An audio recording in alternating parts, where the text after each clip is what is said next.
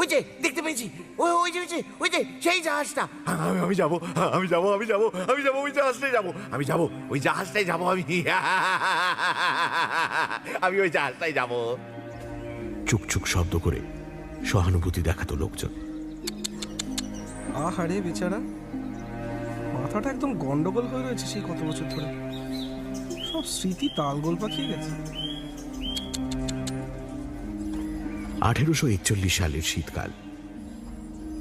ভোরের পথচারীরা আবিষ্কার করল রাস্তার ধারে পড়ে রয়েছে নিশ্চল ঠান্ডা একটি শরীর। এটা সেই পাগলটা না, এখানে বসে থাকতো সারাক্ষণ? হ্যাঁ কি সব হ্যাঁ গো, ঠান্ডায় মনে হয় জমি কাঠ হয়ে গেছে। কি সব শোনা? লোকেরা বলা বলি করল। পাশেই ফুটপাথের ওপর কাঠকয়লা দিয়ে একটা ম্যাপ আঁকা। প্রথমটায় তেমন গুরুত্ব দেয়নি কেউ। পাগল কত রকমই তো আঁকতো নিজের খেয়ালে। তারপর একজন পথচারীর চোখে পড়ল শুধু ম্যাপ নয়, তার এই পাশে ও পাশে বড় বড় হরফে নানান রকম নাম লেখা রয়েছে। Lima, green olive, Cocos, Thomson,